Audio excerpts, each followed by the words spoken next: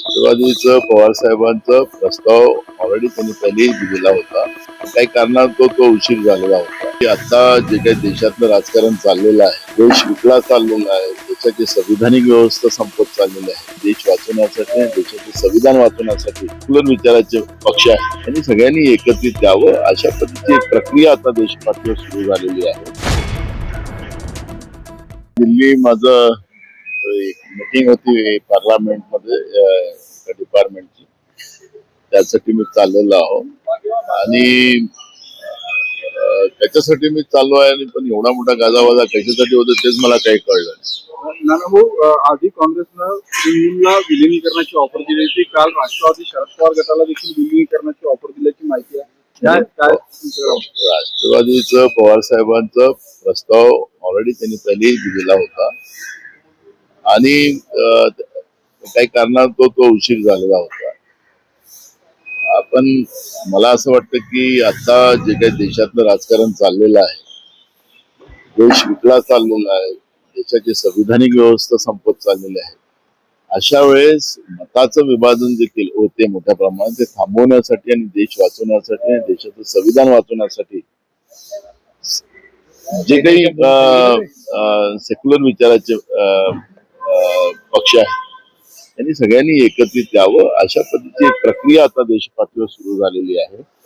आणि त्याचीच प्रक्रिया आहे की तृणमूल काँग्रेस असेल, पवार साहेब असतील, हे सगळेजण आता काँग्रेसच्या सोबत यायचा आणि विलीनीकरण करायचं असं मानसिकता आणि त्या पद्धतीचा भाव आता आपल्याला पाहायला मिळतो.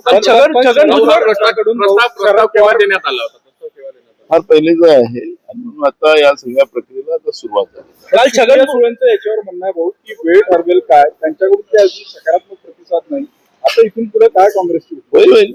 मला तेच सांगतो की आता प्रक्रिया सुरू झालेली आहे. आदरणीय राहुलजी गांधी असतील, खरगेजी असतील, सोनियाजी गांधी असतील, या सगळ्या मतदानाला, कारण की देश महत्वाचा आहे, देशातल्या संविधानिक व्यवस्था महत्वाची आहे, संविधान महत्वाचं आहे आणि काँग्रेस हायकमांड या सगळ्या गोष्टीचं त्यावरचं आता मोठ्या प्रमाणात विचारवंतन आणि कामाला सुरुवात झालेली आहे आणि तेच आपण सगळेजण बघतोय. काल प्रफुल्ल पटेल असं म्हटले की मला काँग्रेसकडनं मुख्यमंत्री पदाची ऑफर होती, परंतु मला शरद पवारांना सोडायचं नव्हतं म्हणून मी गेलो नाही. प्रफुल्लभाई काय बोलले?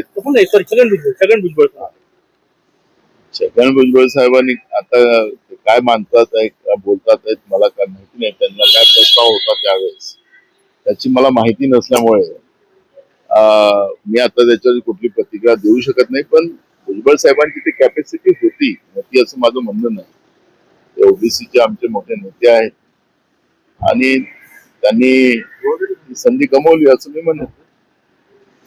कुठेतरी तृणमूल काँग्रेस असो किंवा आता शरद पवार गट असो, दोन्ही विलीनीकरणाच्या चर्चा होत आहे काँग्रेसमध्ये. काँग्रेस कुठेतरी या सगळ्या पक्षांना सोबत घेऊन पुन्हा मोड बांधण्याची वेगवेगळी प्रक्रिया सुरू आहे आता आणि आता त्याची चर्चा मोठ्या प्रमाणात होते आहे. आणि मतं जे सेक्युलर मतं विभाजित होत होती त्या मतांना आता एकत्रित करणं आणि देश विकणारं आणि देशाच्या संविधानिक व्यवस्थेला संपवणारं जे सरकार केंद्रामध्ये आहे नरेंद्र मोदींचं, भाजपचं, त्या सरकारला आता सत्तेतून बाहेर काढणं हाच आता एकमेव अजेंडा देशासमोर आहे आणि ते काम काँग्रेस पार्टी करते. तृणमूल काँग्रेसला सातत्याने धक्के बसत आहे, म्हणजे सोडून जात आहे तृणमूल काँग्रेस. ठीक आहे, आपल्याला लक्षात असेल की ते काही तृणमूल काँग्रेसचाच विषय नाही, देशभरातल्या जेवढे काही राज्यातले पक्ष होते त्या पक्षाची गट भारतीय जनता पार्टीने आणि नरेंद्र मोदीच्या सरकारने कशी केलेली आहे हे प्रत्येक राज्यात आपण पाहतोय. महाराष्ट्रात तेच उदाहरण आहे. घरात ते घरात भांडण लावून टाकली. शरद पवार सगळ्यात मोठं उदाहरण आहे त्याचं. उद्धव ठाकरे सगळ्यात मोठं उदाहरण आहे. त्याच्यामुळे या सगळ्या प्रक्रियेला आपण पाहिलं तर लोकशाही संपुष्टात आणण्याचं, लोकशाहीची पाळंमुळं खोदण्याचं काम बीजेपी केंद्रामध्ये बसून करते आहे आणि ह्या सगळ्या गोष्टी आपण सगळेजण उघड्या डोळ्याने बघतोय. धनंजय मुंडे यांनी काल म्हटले की त्यांची इच्छा व्यक्त केली प्रत्यक्ष की मंत्री करायला पाहिजे किंवा व्हायला पाहिजे. आता ते सरकारमधले आणि त्यांच्या पक्षाची जबाबदारी आहे. त्यांची इच्छा असेल तर पक्षाने काय निर्णय घ्यायचा तो पक्षाचा भूमिका असते. त्याच्यामुळे आम्ही त्याच्यावरती काय प्रतिक्रिया देऊ शकतो. तुम्ही महाराष्ट्रामध्ये आता राष्ट्रवादीला ऑफर केलेली आहे, उभाठा वगैरे असा ऑफर देण्याची नाही, ऑफर आम्ही कोणालाच दिलेली नाही. आपला गैरसमज आहे. ही जी काही परिस्थिती आहे त्याचा पवार साहेबांनी सुद्धा सुप्रियाताईंनी सुद्धा त्याच्यावर उल्लेख केलेला आपल्याला. तर या प्रक्रिया सुरू आहे आणि सगळ्यांना वाटतं की आता एकत्रित आलो पाहिजे, मताचं विभाजन थांबवलं पाहिजे आणि देश हितासाठी आणि देशाच्या संविधानासाठी काँग्रेसच्या सोबत राहिलं पाहिजे. अशा पद्धतीच्या अनेक राज्य पातळीच्या पक्षामध्ये ती भूमिका सुरू झाली. मग काँग्रेसकडनं वंचितला अमरावतीत पाठिंबा देण्याची हालचाली सुरू झालेली आहे. ते राज्याच्या याच्यामध्ये संघटनेमध्ये काय निर्णय आहेत आता ते प्रदेशाध्यक्ष घेतात. प्रदेशाध्यक्ष म्हणून हर्षवर्धन सुद्धा अयशस्वी ठरतं असं वाटतं की तुम्हाला इतक्या उमेदवारांनी माघार घेतली, एक उमेदवार निवडणुकीत. बघा, हे आमच्या पक्षातलं अंतर्गतली बाब आहे आणि मला असं वाटतं की जेव्हा पक्षाची मिटिंग होईल त्याच्यावर आम्ही चर्चा करू. मी आता मूल्यांकन आणि हे करण्याचं माझं काम नाही आहे. हे हायकमांड सगळ्या गोष्टीचं वर लक्ष ठेवत आहे. पण आम्ही पक्षाच्या जेव्हा बैठक होईल त्यावेळेस या विषयावरती चर्चा पक्षाच्या अंतर्गत मिटिंग मध्ये आम्ही करू. हा विषय मांडणार का भाऊ हायकमांडकडे की महाराष्ट्राची काही हायकमांडला सगळे घडामोडी माहिती असतात. मी स्वतः अध्यक्ष राहिलो महाराष्ट्राचा, त्याच्यामुळे हायकमांडचं प्रत्येक गोष्टीवर लक्ष असतं, संघटनात्मक गोष्टीवर लक्ष असतं. त्याच्यामुळे आम्हाला मांडायची गरज नाही.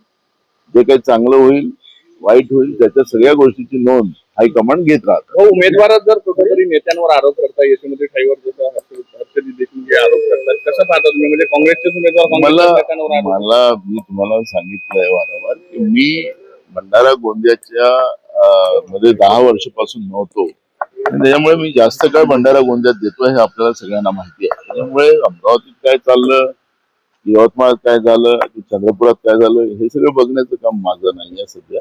आणि त्याच्यामुळे हे जे काही चाललेलं आहे ते चुकीचं चाललेलं आहे हे एवढंच मी म्हणेन. दिल्ली माझं मीटिंग होती पार्लमेंटमध्ये डिपार्टमेंटची, त्यासाठी मी चाललेलो आहो आणि त्याच्यासाठी मी चाललो आहे. आणि पण एवढा मोठा गाजावाजा कशासाठी होता तेच मला काही कळलं नाही. नानाभाऊ, आधी काँग्रेसनं तृणमूलला विलिनीकरणाची ऑफर दिली होती. काल राष्ट्रवादी शरद पवार गटाला देखील विलिनीकरणाची ऑफर दिल्याची माहिती आहे. राष्ट्रवादीचं पवार साहेबांचा प्रस्ताव ऑलरेडी त्यांनी पहिलेही दिलेला होता आणि काही कारणात तो उशीर झालेला होता. पण मला असं वाटतं की आता जे काही देशातलं राजकारण चाललेलं आहे, देश विकला चाललेला आहे, देशाची संविधानिक व्यवस्था संपत चाललेली आहे, अशा वेळेस मताचं विभाजन जे केलं होते मोठ्या प्रमाणात ते थांबवण्यासाठी आणि देश वाचवण्यासाठी आणि देशाचं संविधान वाचवण्यासाठी जे काही सेक्युलर विचाराचे पक्ष आहेत त्यांनी सगळ्यांनी एकत्रित यावं अशा पद्धतीची एक प्रक्रिया आता देश पातळीवर सुरू झालेली आहे.